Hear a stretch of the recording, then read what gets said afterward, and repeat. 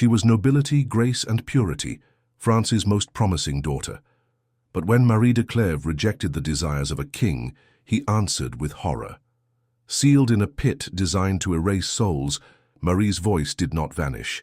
It endured. What began as royal vengeance became a supernatural reckoning that echoed across centuries, from whispers that defy physics to spectral hymns rising from stone. This is no ghost story. It is a warning. Because when you try to bury innocence, the earth itself remembers. So would you survive the well of sorrows? Comment your fate, like, if her voice still sings, and subscribe. For more haunted truths history tried to silence, the rope descended into absolute darkness as the condemned man's final plea echoed off the stone walls of the well that would become his eternal prison. It was 1574, and the Château de Vincennes, just outside Paris, housed not only French royalty, but also the most diabolical execution method ever devised by human cruelty. King Charles V had ordered the construction of what appeared to be an ordinary well in the castle's courtyard. But this circular shaft of hewn stone would serve a purpose far more sinister than drawing water. It was designed as an oubliette, a place where enemies of the crown would be lowered alive into the depths and forgotten forever, left to die slowly in complete darkness, while their screams provided a twisted form of entertainment for the courtiers above.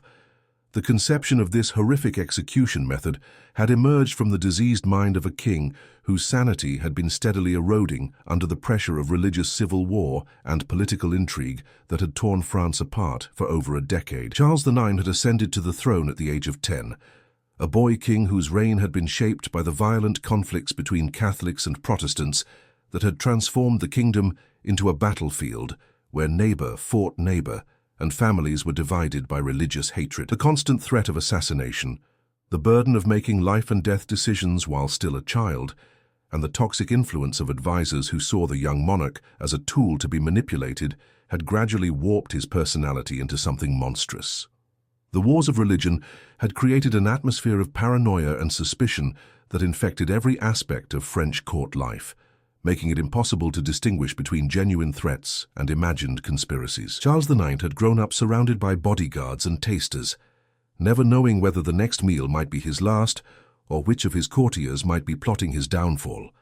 This constant fear had created in the king a pathological need for control, a desire to demonstrate his absolute power over life and death that manifested itself in increasingly cruel and arbitrary punishments for real or perceived slights against his authority. The king's mental deterioration had been gradual but unmistakable to those who had known him since childhood. Palace servants whispered about his violent mood swings, his habit of talking to himself in empty rooms, and his growing obsession with themes of death and suffering that dominated his conversations and influenced his decisions. Charles IX had begun to see enemies everywhere, interpreting every whispered conversation as a potential conspiracy and every failure to show sufficient enthusiasm for his presence as evidence of treasonous intent. The well measured exactly 40 feet deep and 8 feet wide, dimensions carefully calculated to maximize psychological torment while preventing any possibility of escape. The walls were perfectly smooth, carved from single blocks of limestone that offered no handholds or irregularities that might allow a prisoner to climb. At the bottom lay not water, but 3 feet of putrid mud mixed with the decomposing remains of previous victims, creating a hellish quicksand that would slowly swallow anyone thrown into its depths. The stench that rose from this pit was so overwhelming that courtiers needed perfumed handkerchiefs to approach the well's rim, yet they came anyway, drawn by the morbid fascination of witnessing ultimate human suffering. The engineering of the oubliette represented a perverse form of architectural genius, as every aspect of its construction had been designed to maximize the psychological impact on both victims and observers. The depth of 40 feet had been precisely calculated to place prisoners beyond the reach of any rope or ladder that might be lowered by sympathetic observers, while still allowing sounds to carry to the surface where they could be heard by anyone in the vicinity. The 8-foot diameter was narrow enough to create a sense of claustrophobic entrapment, while being wide enough to prevent prisoners from bracing themselves against opposite walls in an attempt to climb out. The limestone used in the well's construction had been specially selected for its acoustic properties, as this particular stone created resonance effects that amplified sounds from the depths, while giving them an otherworldly quality that made even normal speech sound like the wailing of damned souls. The smooth finish of the walls was achieved through techniques borrowed from cathedral construction, creating surfaces so perfectly polished that they reflected sound waves in complex patterns that could drive listeners to madness through their hypnotic and unsettling effects. The putrid mud at the bottom of the well was not simply a byproduct of poor drainage, but a deliberately maintained feature that served multiple purposes in the torture process. The decomposing organic matter created a breeding ground for disease and parasites that would attack any prisoner unfortunate enough to be immersed in it, while the quicksand-like consistency ensured that victims would slowly sink deeper into the mire as they struggled, creating a sense of hopelessness that was perhaps more devastating than any physical torment. The stench that rose from the well was so intense that it could be detected from hundreds of yards away, serving as a constant reminder to everyone in the chateau of the horrors that awaited those who displeased the king. Palace staff reported that the smell seemed to seep into clothing and hair, making it impossible to escape the psychological impact of the oubliette even when physically distant from it. Some courtiers claimed that the odor was so traumatic that they could smell it in their dreams, creating nightmares that persisted long after they had left Vincennes. The first victim of Charles IX's twisted imagination was Baron de Montmorency, a nobleman who had dared to question the king's increasingly erratic policies during the French Wars of Religion. Montmorency was not a traitor or a criminal, but simply a man who had spoken too freely in an age when royal paranoia transformed honest counsel into treason. When the guards dragged him to the well on a grey October morning, Montmorency still believed he was being taken to a conventional execution. He had prepared himself for the axe or the rope, had made his peace with God, and written final letters to his family. Nothing could have prepared him for the horror of being lowered alive into a pit, designed specifically to prolong his agony for days or even weeks. Baron de Montmorency had been a veteran of the Italian wars and a trusted advisor to 3 generations of French kings, a man whose loyalty to the crown had never been questioned until the moment when his conscience compelled him to speak against policies that he believed were destroying the kingdom he had served faithfully for decades. His crime had been to suggest, during a private council meeting, that the king's increasing reliance on terror and arbitrary punishment was creating more enemies than it eliminated, and that a more moderate approach might be more effective in restoring peace to the war-torn nation. The Baron's words had been delivered with the respect and discretion appropriate to his rank and his relationship with the royal family, but Charles IX had interpreted them as a challenge to his authority that demanded the most severe response possible. The king's reaction had been so swift and violent that even hardened courtiers who were accustomed to royal caprice were shocked by the disproportion between the offense and the punishment. Montmorency's suggestion that mercy might be more effective than cruelty was treated as if it had been an attempt on the king's life. The process of condemning Montmorency to the well had been conducted with all the formalities of a proper trial, but the verdict had been predetermined from the moment the king decided that the Baron's words constituted treason. Witnesses were found to testify that Montmorency had spoken seditiously.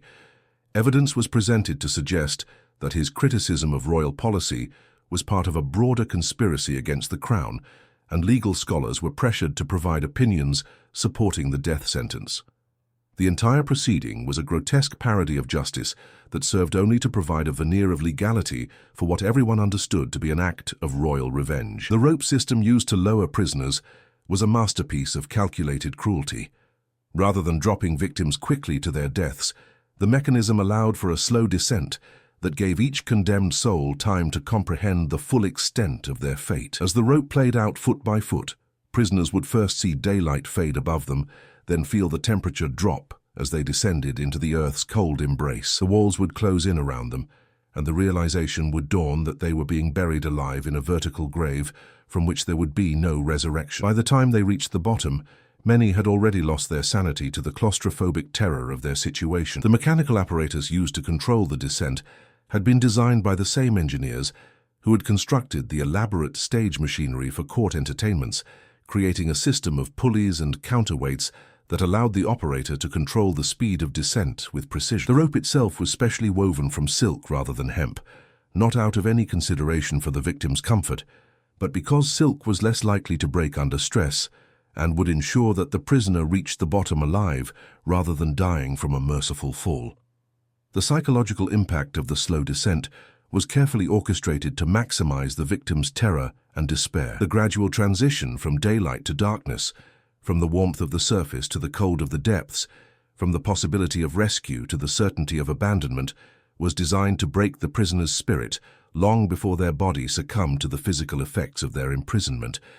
Many victims were reported to have begun screaming for mercy before they were even halfway down, begging for a quick death rather than the prolonged agony that awaited them at the bottom. The acoustic effects created by the well's construction meant that every sound made during the descent was amplified and distorted, creating an auditory nightmare that affected both the victim and the observers above. The prisoner's pleas for mercy would echo back and forth between the stone walls, creating the impression that multiple voices were crying out from the depths. This psychological torture was as devastating to the spectators as it was to the victim, creating trauma that would haunt witnesses for the rest of their lives. Montmorency's screams began before he even touched the bottom of the well. His voice, distorted by the acoustic properties of the stone shaft, created an otherworldly wailing that could be heard throughout the chateau grounds. Servants crossed themselves and muttered prayers when they heard those inhuman sounds echoing from the earth. But King Charles IX ordered that no one should interfere with his justice. The baron's cries continued for 3 days and 3 nights, growing progressively weaker as dehydration and despair took their toll. On the 4th day, silence fell over the well, but it was not the silence of death. It was the silence of a mind that had finally broken under the weight of absolute hopelessness. The transformation of Montmorency's voice during his imprisonment provided a horrifying chronicle of human suffering that became seared into the memories of everyone who heard it. The initial cries had been recognizably human, desperate pleas for mercy that retained the dignity and articulation of a nobleman who still believed that reason and justice might prevail. As the hours passed, these coherent appeals gave way to increasingly desperate screaming that gradually lost its human qualities and became something more animal than civilized. By the 2nd day, Montmorency's voice had begun to crack and fail, producing sounds that witnesses described as inhuman growling and whimpering that seemed to come from some creature that had never learned to speak. The baron's attempts to recite prayers and maintain his sanity through religious devotion were audible to those who listened carefully. But these rational efforts were increasingly interrupted by bouts of hysterical laughter or sobbing that suggested his mind was beginning to fragment under the pressure of his situation. The 3rd day brought a different kind of horror, as Montmorency's voice became barely audible but somehow more disturbing in its weakness than it had been at full volume. Witnesses reported hearing whispered conversations that seemed to involve multiple participants, suggesting that the baron was either hallucinating companions in his solitude or that something else had joined him in the depths of the well. These phantom conversations were punctuated by sudden screams of terror that suggested Montmorency was experiencing horrors that went beyond the physical discomfort of his imprisonment. The silence that finally fell on the 4th day was perhaps more terrifying than the screaming had been, because it raised questions about Montmorency's fate that could never be answered. Had he died from exposure and dehydration, or had his mind simply retreated so far into madness that he could no longer produce coherent sounds? The possibility that he might still be alive but beyond the reach of human communication was more disturbing to many witnesses than the certainty of death would have been. The acoustic phenomenon that made the well so terrifying was not accidental, but carefully engineered by the royal architects. The circular stone walls created a perfect resonance chamber that amplified even the smallest sounds from the depths, turning whispers into moans and sobs into screams that seemed to come from hell itself. More disturbing still, the well's construction created an echo effect that caused sounds to bounce back and forth between the walls for several seconds before fading, giving the impression that multiple voices were crying out from the darkness. This audio nightmare was so effective that some courtiers claimed they could hear the voices of the dead, mixing with those of the living, creating a chorus of the damned that haunted their dreams for years.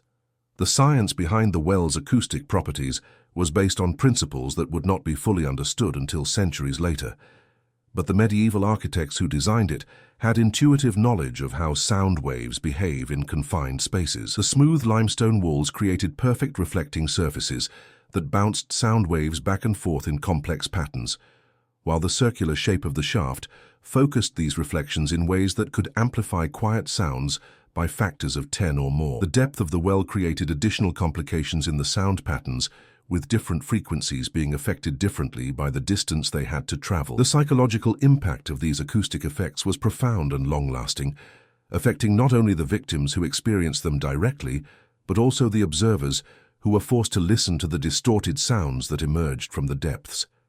Many courtiers reported that the sounds from the well had permanently altered their perception of normal human speech, making it difficult for them to hear crying or pleading without being reminded of the horrors they had witnessed at Vincennes. Some developed a condition that modern psychologists would recognize as audio-triggered post-traumatic stress, becoming unable to tolerate certain sounds or frequencies that reminded them of the well.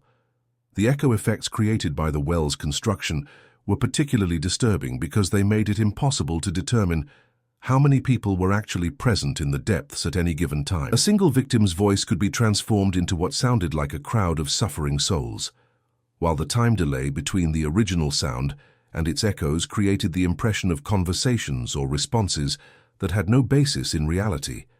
This acoustic confusion added an element of supernatural terror to what was already a horrific situation, making witnesses question their own perceptions and sanity. The engineers who had designed the well's acoustic properties had also incorporated features that would preserve and enhance certain types of sounds while dampening others. Human voices, particularly those expressing pain or distress, were amplified and clarified by the well's construction, while other sounds like the movement of rope or the splash of objects hitting the mud at the bottom were muffled and distorted. This selective acoustic enhancement meant that the well seemed designed specifically to broadcast human suffering while concealing the mechanical details of how that suffering was inflicted. As word of the well's existence spread throughout France, it became a tool of psychological warfare that was almost as effective as an army. Nobles who might have considered rebellion against the increasingly unstable king thought twice when they heard whispered accounts of what awaited traitors at Vincennes. The well didn't just kill enemies of the crown, it terrorized them into submission before they even considered betrayal. Charles IX had created the perfect instrument of state terror, a weapon that struck fear into hearts across the kingdom without requiring him to maintain vast dungeons or employ hundreds of executioners. The reputation of the well spread through France's interconnected network of noble families, merchant communities, and religious organizations with a speed that surprised even the king's advisors, who had hoped to use it as a deterrent. Stories about the acoustic horrors of Vincennes were carried by travelers, merchants, and diplomatic messengers to every corner of the kingdom, where they were embellished and elaborated upon until the reality of the well's effects seemed almost understated compared to the rumors that surrounded it. The psychological deterrent effect of the well was enhanced by the fact that potential victims could never be certain whether the stories they heard were accurate or exaggerated. The uncertainty about what exactly happened to those who disappeared into the depths created a fear of the unknown that was often more effective than detailed knowledge would have been. The human imagination, when confronted with incomplete information about potential suffering, tends to create scenarios that are more terrifying than reality, and the well's reputation benefited from this psychological tendency. The international implications of the well's reputation were also significant, as foreign diplomats and observers began to question the stability and legitimacy of a government that would resort to such extreme measures against its own citizens. Reports about the acoustic tortures at Vincennes reached the courts of Spain, England, and the Holy Roman Empire, where they were used as evidence that France was descending into barbarism under the leadership of a madman. These diplomatic concerns would eventually contribute to France's isolation in European politics and its inability to form the alliances necessary to resolve the religious conflicts that were tearing the kingdom apart. But the well's most famous victim was not a nobleman or a political prisoner, but a young woman whose only crime was refusing the king's advances. Marie de Clèves was 16 years old, the daughter of a duke who had served the crown faithfully for decades and possessed of a beauty that caught the attention of the increasingly deranged monarch. When she rejected his proposition with the dignity befitting her noble birth, Charles IX's wounded pride transformed into homicidal rage. He accused her of witchcraft, claiming that her refusal of royal affection could only be explained by supernatural malevolence, and ordered her cast into the well as punishment for her supposed sorcery. Marie de Clèves had been born into one of the most prestigious families in France, a lineage that traced its ancestry back to Charlemagne and had produced generations of loyal servants to the French crown. Her father, the Duke of Nevers, had been a trusted advisor to 3 kings and had played crucial roles in negotiating peace treaties and managing diplomatic relations with foreign powers. Her mother had been a lady-in-waiting to the Queen Mother, Catherine de' Medici, and had earned a reputation for wisdom and discretion that made her one of the most influential women at court. The education that Marie received was typical of noble daughters of her generation, emphasizing accomplishments that would make her an attractive bride for a politically advantageous marriage. She had been taught to read and write in French and Latin, to play musical instruments, to embroider and manage household affairs, and to conduct herself with the grace and dignity appropriate to her rank. But Marie had also received an unusually thorough education in philosophy and theology, subjects that were normally reserved for male heirs, but which her intellectually curious nature had driven her to pursue, despite social conventions. Marie's beauty was legendary throughout the French court, but it was a beauty that was enhanced by intelligence, wit, and moral strength that made her far more than merely a pretty face. Contemporary accounts describe her as possessing the kind of luminous presence that made people stop and stare when she entered a room, but also as having a sharp mind and quick tongue that could hold her own in conversations with the most learned men of her time. She was known for her kindness to servants and her charitable works among the poor, qualities that had earned her the love and respect of people at every level of society. The king's initial interest in Marie had seemed innocent enough, beginning with invitations to court functions and requests for her to participate in the elaborate entertainments that Charles IX used to distract himself from the pressures of governing a kingdom in crisis. Marie had accepted these invitations with the courtesy appropriate to royal commands, but she had also maintained the proper distance and formality that was expected of unmarried noble daughters when interacting with the monarch. Her behavior had been irreproachable according to the strict standards of court etiquette, and there had been no reason for anyone to suspect that the king's interest in her was anything other than the normal appreciation that a patron might show for a talented and beautiful member of his court. The transformation of the king's interest from courtly appreciation to sexual obsession had been gradual but unmistakable to those who observed his behavior around Marie. Charles IX had begun to request her presence at increasingly private gatherings, to seek her out for personal conversations that went far beyond the normal interactions between a monarch and a young noblewoman, and to shower her with gifts and attention that were inappropriate for someone of her unmarried status. Marie had responded to these advances with tact and diplomacy, neither encouraging the king's interest nor openly rejecting it in ways that might have been interpreted as insulting to royal dignity. The crisis had come when Charles IX, emboldened by what he interpreted as Marie's acquiescence to his attention, had made an explicit proposition that she become his mistress. The offer had been accompanied by promises of wealth, power, and influence that would have made Marie one of the most important women in France, but it had also been delivered with an implicit threat that refusal would be interpreted as an act of personal and political defiance. Marie's response had been a masterpiece of diplomatic courtesy that nevertheless left no doubt about her unwillingness to accept the king's proposition. Marie's rejection of the king's advances had been delivered with the grace and dignity that characterized all her interactions with the royal court, but it had also been firm and unambiguous in its meaning. She had explained that her honor and her family's reputation required her to remain chaste until marriage, that her religious convictions made it impossible for her to engage in relationships outside the bonds of matrimony, and that her duty to her parents demanded that she respect their plans for her future marriage to a suitable nobleman. These explanations were perfectly reasonable and entirely in accordance with the moral and social expectations of the time, but they had been interpreted by the increasingly unstable king as personal insults that demanded severe punishment. Charles IX's reaction to Marie's rejection had been swift and violent, reflecting the fragile state of his mental health and his inability to accept any form of resistance to his will. The king had flown into a rage that witnesses described as demonic in its intensity, accusing Marie of ingratitude, arrogance, and deliberate humiliation of his royal person. More dangerously, he had begun to search for legal justifications for punishing her that would transform her personal rejection into a crime against the state that would warrant the death penalty. The accusation of witchcraft that Charles IX leveled against Marie was both politically convenient and psychologically revealing, as it provided a legal framework for executing someone whose only real crime was refusing the king's sexual advances, while also reflecting the monarch's inability to accept that any rational person could reject his desires. The charge of sorcery suggested that Marie's refusal must have been the result of supernatural influence rather than free will, allowing the king to maintain his delusions of irresistibility while justifying the most extreme punishment possible for what was essentially a personal slight.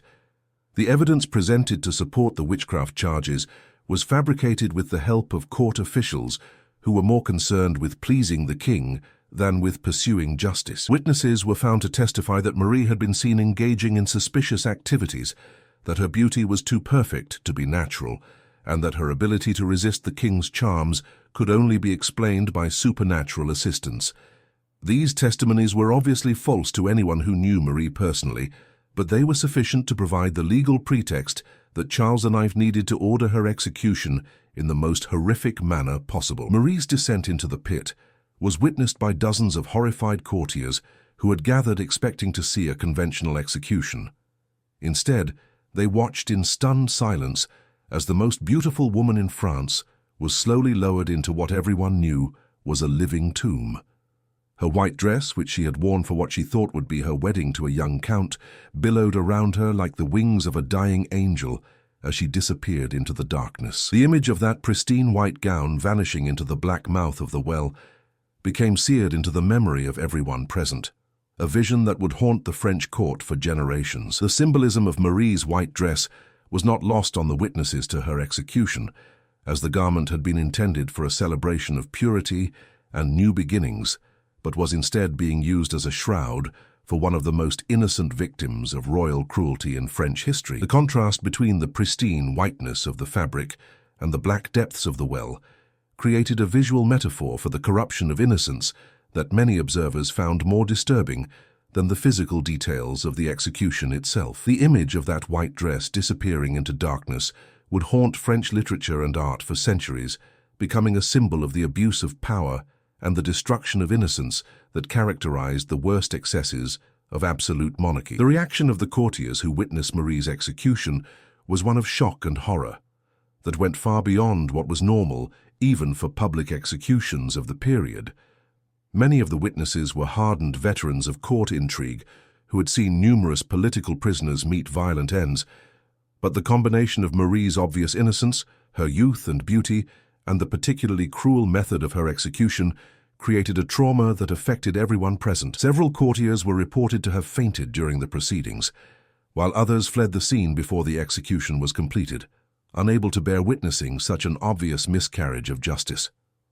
The long-term psychological effects of witnessing Marie's execution were severe and persistent, with many of the courtiers present developing symptoms that modern psychiatrists would recognize as post-traumatic stress disorder. Sleep disturbances, flashbacks, and an inability to function normally in social situations became common among those who had seen the white dress disappear into the well, and several prominent court figures requested transfers to distant provinces rather than continue serving in an environment that reminded them daily of what they had witnessed. What made Marie's fate even more tragic was that she survived in the well for almost 2 weeks, sustained by her youth and determination to live. Her voice, clear and sweet despite her circumstances, rose from the depths each morning as she sang hymns and recited prayers, transforming the instrument of torture into an inadvertent cathedral. Courtiers found themselves drawn to the well, not by morbid curiosity, but by the ethereal beauty of her voice echoing from the earth. Some claimed her singing possessed miraculous properties, that sick servants were healed by listening to her morning prayers, and that flowers bloomed out of season near the well's rim. Marie's ability to maintain her sanity and spiritual strength during the first days of her imprisonment was a testament to the religious education she had received and the inner resources that her privileged upbringing had provided. Unlike most victims of the well, who quickly descended into madness or despair, Marie seemed to find in her situation an opportunity for spiritual transcendence that transformed her from victim into something approaching a saint. Her morning prayers, delivered in a voice that remained clear and strong despite her physical circumstances, became a source of comfort and inspiration not only to herself, but to everyone within hearing range. The hymns that Marie sang from the depths of the well were not random selections, but carefully chosen pieces that reflected both her theological knowledge and her understanding of her situation. She began each day with traditional Latin prayers that connected her suffering to the broader tradition of Christian martyrdom, then moved on to vernacular hymns that told stories of redemption and forgiveness that seemed to speak directly to the moral crisis that her execution had created at court. Her repertoire included some of the most beautiful and moving pieces in the Christian tradition, performed with a skill and emotional depth that suggested professional training in musical arts. The acoustic properties of the well, that had been designed to amplify screams and cries of despair, had an unexpectedly beautiful effect on Marie's singing, transforming her voice into something that witnesses described as angelic or supernatural. The stone walls that created horrible echoes from sounds of suffering instead created complex harmonies from Marie's carefully controlled vocalizations, turning the execution chamber into a resonant space that enhanced rather than distorted the beauty of her voice. This transformation of the well's acoustic properties from instruments of torture into a kind of natural cathedral was seen by many observers as evidence of divine intervention in Marie's case. The religious and philosophical content of Marie's daily prayers and songs provided a running commentary on her situation that was far more sophisticated and nuanced than anyone had expected from a 16-year-old girl facing death.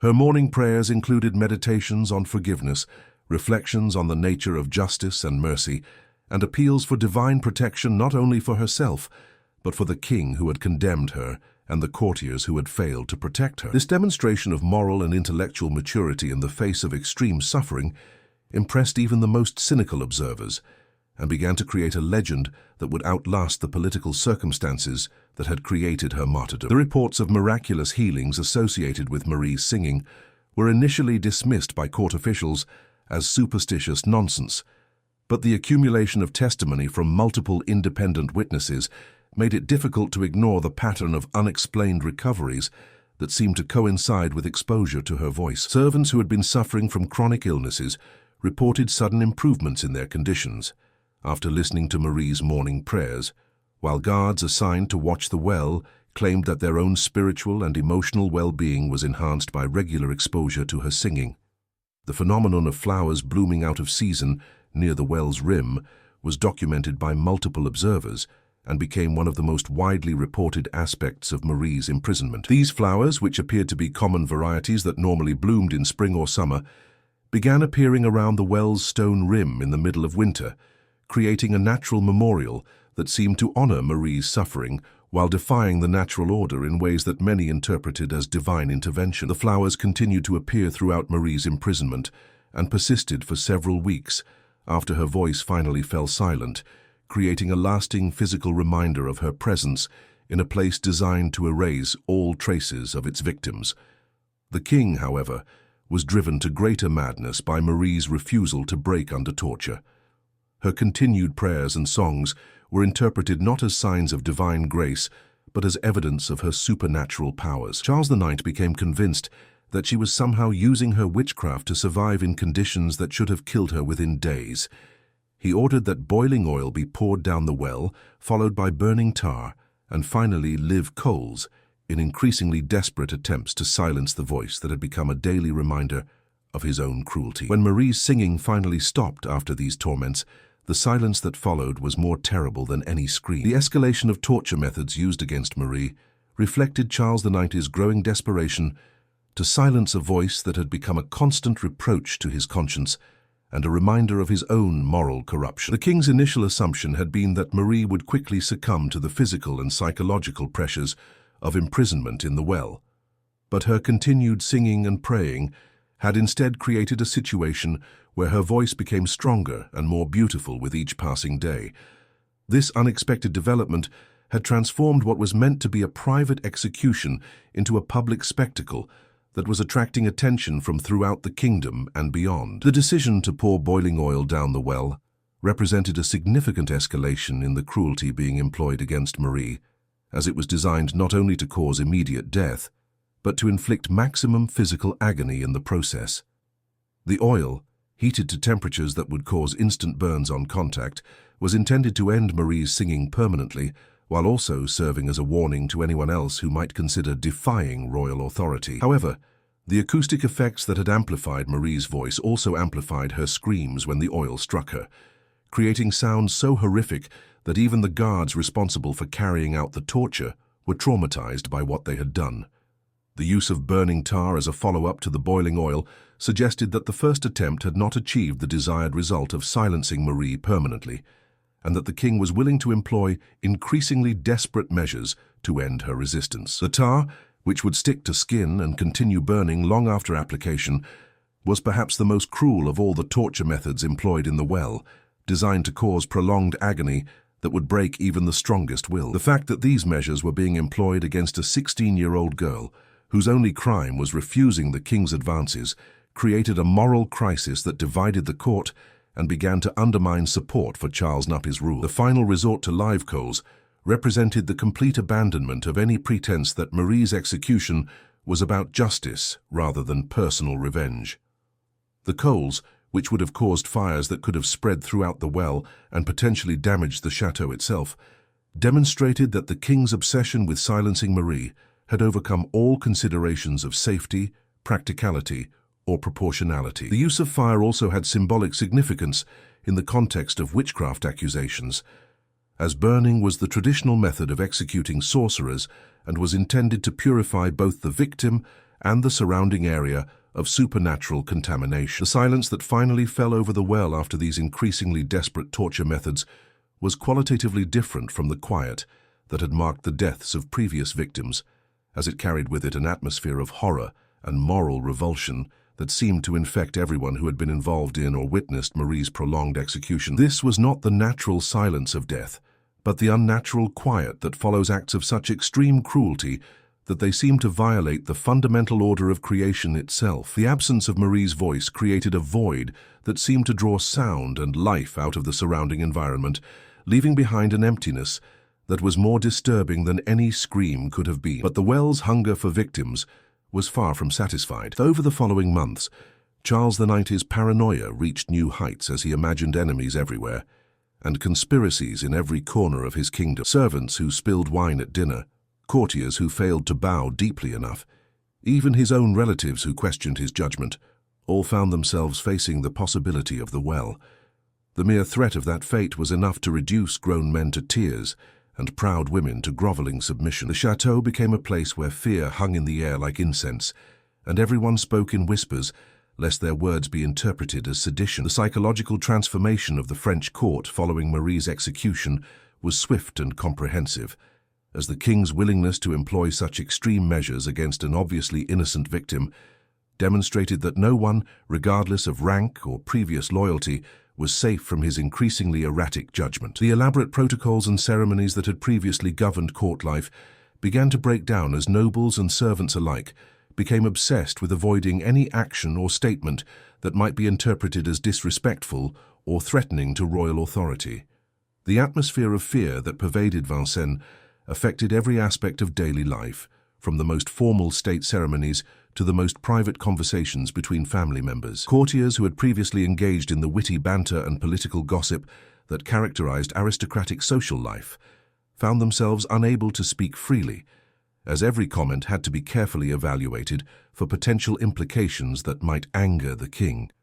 The result was a social environment that was characterized by artificial politeness and studied neutrality that drained the court of its former vitality and cultural sophistication. The servants and workers who maintained the chateau were perhaps most affected by the climate of terror, as their lowly status offered them no protection against royal displeasure, while their daily duties brought them into constant contact with the king and his immediate circle. Stories circulated among the staff about colleagues who had disappeared after minor infractions, and the normal turnover of domestic workers was replaced by desperate efforts to avoid any assignment that might bring them to the king's attention. The once bustling domestic quarters of the chateau became quiet and efficient operations, where people went about their duties with the grim determination of soldiers in a war zone. The well claimed 37 victims during Charles IX's reign, each adding their voice to the growing chorus of the damned that seemed to rise from the earth itself.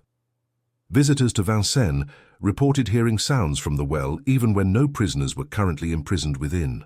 Moans, whispers, and sometimes what sounded like muffled conversations in languages no one could identify. Some claimed to hear Marie de Clèves still singing her morning hymns, her voice now joined by those of other innocents who had been consumed by the king's madness.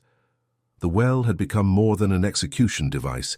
It had transformed into a gateway between the world of the living and the realm of the dead. The catalogue of victims who followed Marie into the well reads like a roster of the king's deteriorating mental state, as the criteria for treason expanded to include virtually any behavior that displeased Charles IX or that he interpreted as insufficiently respectful of his authority. Among the 37 documented cases were a kitchen maid who had accidentally served wine that had turned sour, a young page who had stumbled while carrying the king's sword, a court musician whose performance had been deemed insufficiently enthusiastic, and even a priest who had hesitated slightly when asked to bless one of the king's increasingly erratic decisions. The diversity of victims demonstrated that the well had become a tool of random terror rather than targeted political persecution, as people from every level of society found themselves vulnerable to the king's unpredictable rages. Nobles who had served the crown for generations discovered that their loyalty and service meant nothing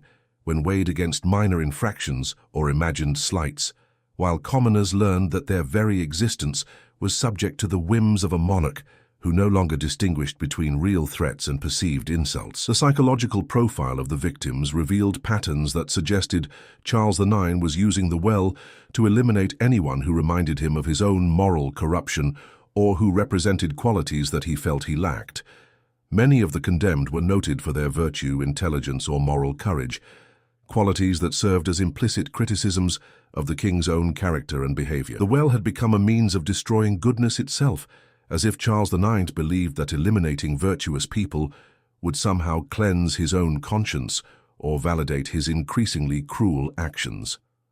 The sounds reported by visitors to Vincennes were documented by numerous independent witnesses, whose testimony created a compelling case for supernatural activity centered around the well. These auditory phenomena were not limited to the immediate vicinity of the execution site, but were reported throughout the chateau and its grounds, suggesting that whatever forces had been unleashed by the systematic torture and murder of innocent people had contaminated the entire environment. The muffled conversations that witnesses claimed to hear were particularly disturbing, because they seemed to involve multiple participants speaking in archaic forms of French, Latin, and other languages that linguistic experts could not immediately identify. Some scholars who studied recordings made of these phantom conversations suggested that they represented speech patterns from different historical periods, as if the well had somehow become a repository for the voices of people who had died there across multiple centuries.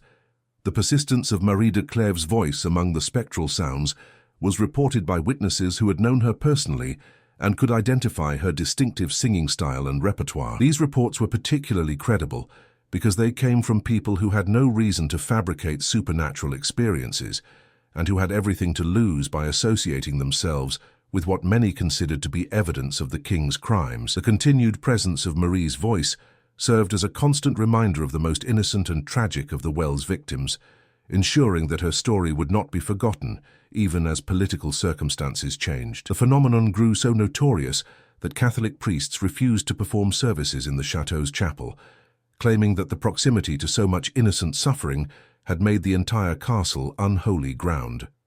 Protestant ministers were equally reluctant to enter Vincennes, spreading rumors that the well was a literal entrance to hell that had been opened by the king's blasphemous cruelty. Charles IX, increasingly isolated by his own actions, began to hear the voices himself, though whether this was conscience, madness, or genuine supernatural activity remained a matter of fierce debate among theologians and natural philosophers. The religious crisis created by the well's reputation had profound implications for Charles IX's ability to maintain his legitimacy as a divinely appointed monarch. The refusal of clergy from both major Christian denominations to associate themselves with Vincennes represented a form of spiritual excommunication that undermined the theological foundations of royal authority.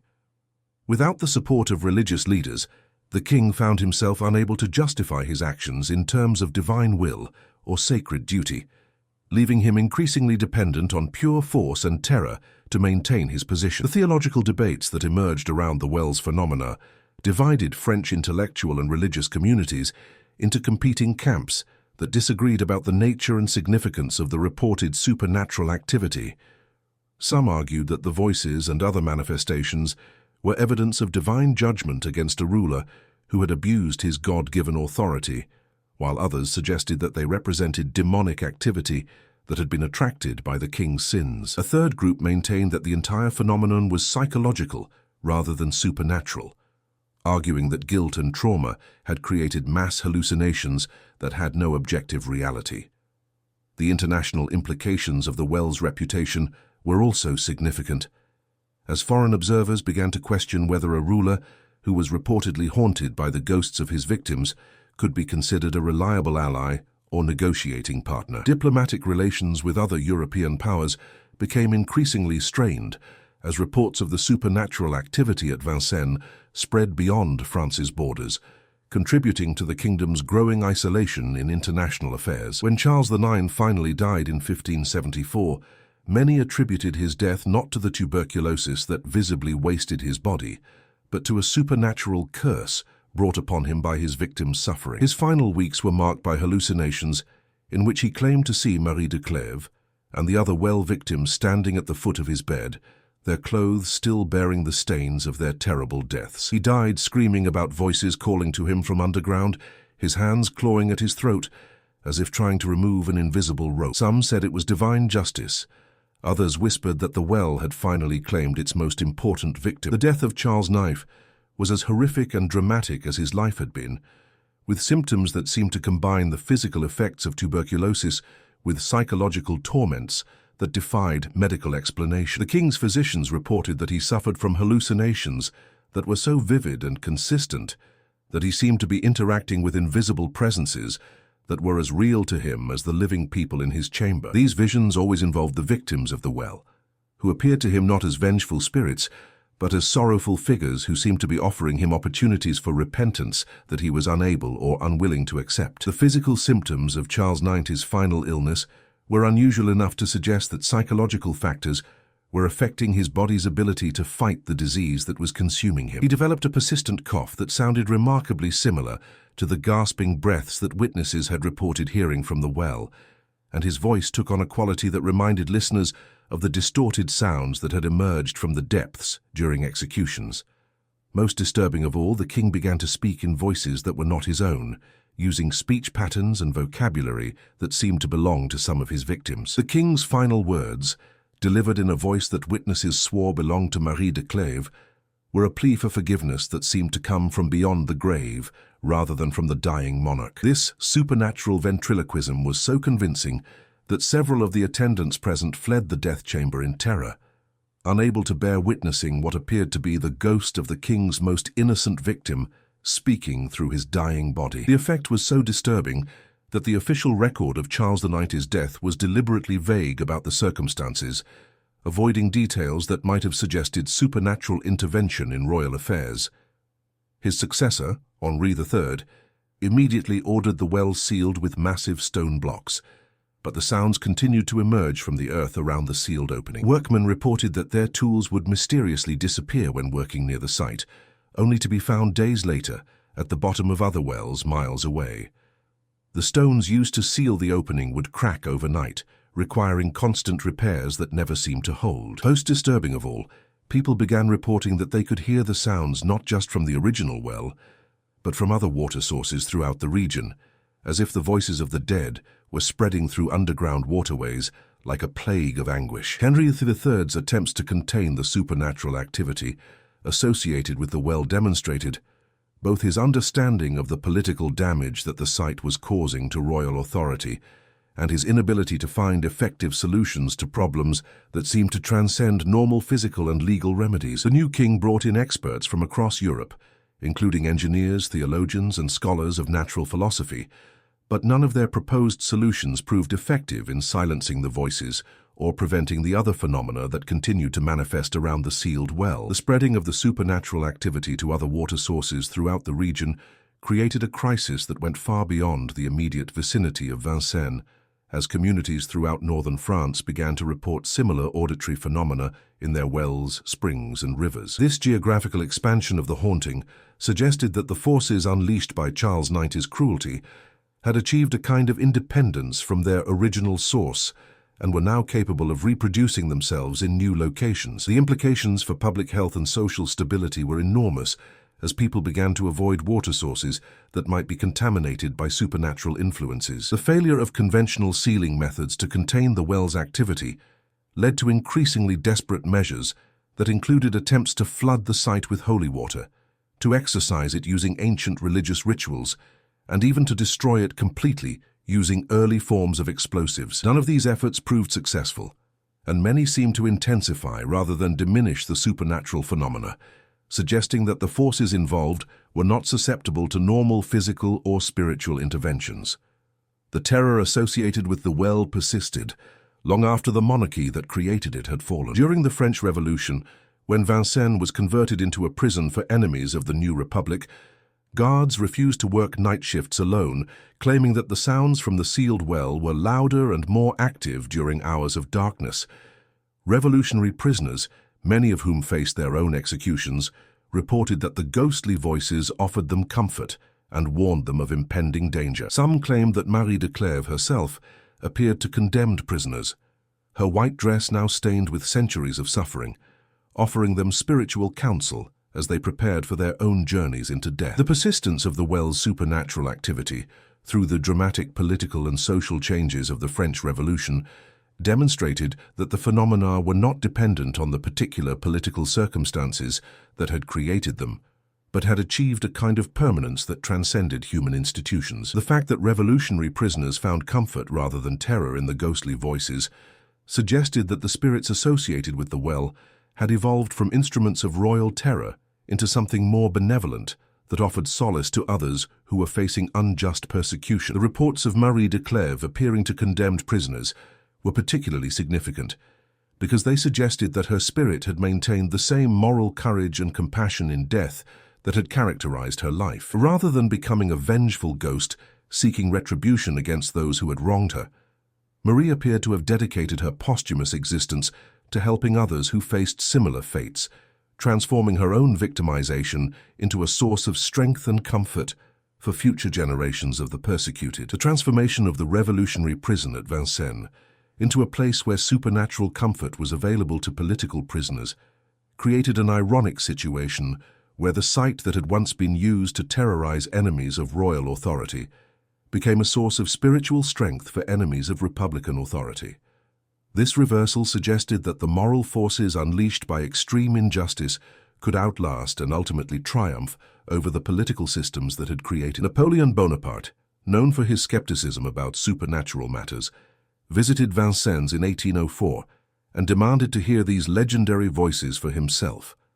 According to witnesses, he spent an entire night sitting beside the sealed well, listening in complete silence to sounds that made even his hardened veterans cross themselves in fear. When dawn broke, Napoleon emerged pale and shaken, issuing immediate orders that the entire area around the well be excavated and the remains of all victims be given proper Christian burial. However, when workers began digging, they found the pit completely empty, except for clear, sweet water that bubbled up from an underground spring no one had known existed. Napoleon's encounter with the well represented a pivotal moment in the site's history, as it marked the first time that a ruler with the authority and resources to take decisive action had personally experienced the supernatural phenomena and been motivated to address them. The emperor's initial skepticism made his subsequent reaction all the more significant, as witnesses reported that his demeanor changed completely after his night-long vigil beside the sealed opening. The transformation from confident skeptic to shaken believer in the course of a single night demonstrated the power of direct experience to overcome even the most rational and scientific worldview. The decision to excavate the area around the well and provide proper burial for its victims represented an attempt to address the moral and spiritual issues that conventional sealing methods had failed to resolve. Napoleon's understanding that the supernatural activity might be related to the improper treatment of the dead reflected both his classical education and his practical recognition that some problems required solutions that went beyond purely physical or military interventions. The discovery that the well contained only clear, sweet water rather than the expected remains of victims created a new mystery that was perhaps even more disturbing than the original supernatural phenomena. The transformation of a site of torture and death into a source of pure, life-giving water suggested either miraculous intervention or the operation of natural forces that were beyond contemporary understanding. The symbolic significance of this transformation was not lost on those who witnessed it, as it seemed to represent the ultimate triumph of innocence and purity over cruelty and corruption. The absence of physical remains in the excavated well raised questions about the fate of the 37 documented victims that had never been satisfactorily answered. Some suggested that the bodies had been consumed by natural processes or removed by unknown parties, while others argued that the spiritual nature of the site had somehow transcended physical reality entirely. The mystery of the missing remains added another layer to the legend of the well, and ensured that its story would continue to fascinate and disturb future generations. Modern paranormal investigators who have studied the Vincennes well report some of the most compelling evidence of supernatural activity ever documented. Electronic recording equipment captures voices speaking in medieval French, often reciting prayers or calling out names of people who died centuries ago. Temperature readings show dramatic drops near the sealed well site, and electromagnetic field detectors register activity that defies conventional explanation. Most remarkably, several independent research teams have recorded what appears to be Marie de Clèves' voice, still singing the same hymns that once echoed from the depths of her stone prison. The application of modern scientific instruments to the study of the well's phenomena has provided objective confirmation of anomalies that previous generations could only describe subjectively. The electronic recordings have been analyzed by linguistic experts who have confirmed that the voices use archaic forms of French and Latin that would be difficult for contemporary speakers to fake convincingly. The consistency of the recordings across different research teams and time periods has created a body of evidence that is difficult to dismiss as fraud or hallucination. The temperature and electromagnetic anomalies detected at the site have been documented using calibrated instruments that eliminate the possibility of measurement errors or equipment malfunctions. The patterns of these anomalies correspond closely to the times when auditory phenomena are most active, suggesting that the various supernatural manifestations are related aspects of a single underlying phenomenon. The persistence of these measurable effects over decades of study has convinced many researchers that they are dealing with genuine anomalies that require new theoretical frameworks to understand. The identification of Marie de Clèves' voice among the recorded phenomena has been confirmed by experts in historical music and vocal analysis who have compared the recordings to known characteristics of 16th century singing styles and techniques. The quality and sophistication of the vocal performances captured on modern equipment suggest that they represent the work of a trained and talented singer whose abilities have somehow been preserved across centuries of supposed death. This preservation of artistic skill and personality beyond physical death has profound implications for understanding the nature of human consciousness and its relationship to the physical world. The well's legacy extends beyond mere ghost stories into the realm of historical trauma that refuses to be forgotten. Local residents report that children playing in the area sometimes stop their games to listen to voices that adults cannot hear, and that these children often describe seeing a lady in a white dress who tells them stories about forgiveness and redemption. Dogs and horses become agitated when brought near the site, and birds avoid flying over the area where the well once opened into the earth. The very ground seems to remember the suffering it witnessed and refuses to let that memory fade into the comfortable obscurity of forgotten history. The sensitivity of children to the supernatural phenomena at the well site has been documented by numerous families who live in the area and has become one of the most consistent and reliable indicators of ongoing paranormal activity. These children, who have no knowledge of the site's history and no reason to fabricate supernatural experiences, often provide descriptions of Marie de Clèves and other victims that are remarkably consistent with historical accounts.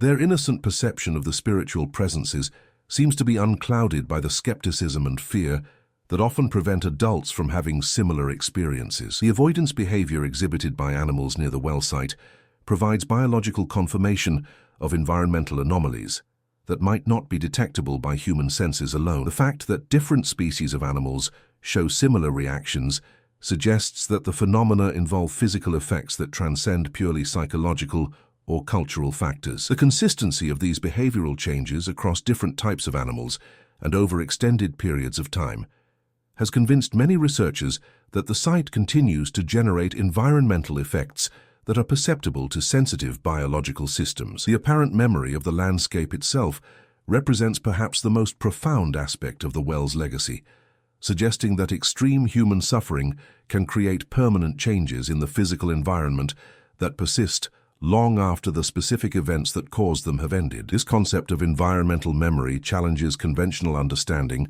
of the relationship between consciousness and matter, suggesting that intense emotional and spiritual experiences can leave lasting imprints on the material world that future generations can perceive and interact with. Perhaps most disturbing of all are the reports from visitors who claim to hear their own voices echoing from the sealed well, as if the pit somehow captures and replays the sounds of everyone who approaches it. These audio phenomena have been documented by researchers who have recorded instances where visitors' casual conversations from hours earlier seem to replay from beneath the stone seal, distorted by the same acoustic effects that once amplified the screams of Charles IX's victims. It is as if the well continues to function as intended, collecting human voices and holding them prisoner in its stone embrace, adding each new visitor to its eternal chorus of the trapped and forgotten. The capture and replay of contemporary voices by the well represents the most immediate and personal aspect of its supernatural activity, as it suggests that the site continues to operate according to its original design principles, even centuries after its official closure. Visitors who experience this phenomenon often report feeling a profound sense of connection to the historical victims, as if their own voices have temporarily joined the chorus of the dead in a way that transcends normal temporal boundaries. The distortion effects that affect contemporary voices parallel those that were designed into the well's original acoustic system, suggesting that the supernatural preservation of sound involves the same physical principles that were used to amplify the suffering of the original victims. This continuity between past and present demonstrates that the well's influence extends beyond historical memory into active engagement with contemporary visitors, making each person who approaches the site a potential participant in its ongoing story. The concept of an eternal chorus of trapped voices represents perhaps the most horrifying aspect of the well's legacy, as it suggests that the victim's suffering has not ended with their physical deaths, but continues in some form that transcends normal understanding of mortality. The idea that Marie de Clèves and the other innocent victims remain imprisoned in the well even after centuries have passed transforms their story from historical tragedy into ongoing spiritual crisis that demands recognition and response from contemporary generations. Today, tour guides at Vincennes carefully avoid the area where the well once gaped like a wound in the earth, but visitors often wander there anyway, drawn by stories they've heard, or simply by an inexplicable attraction to the site.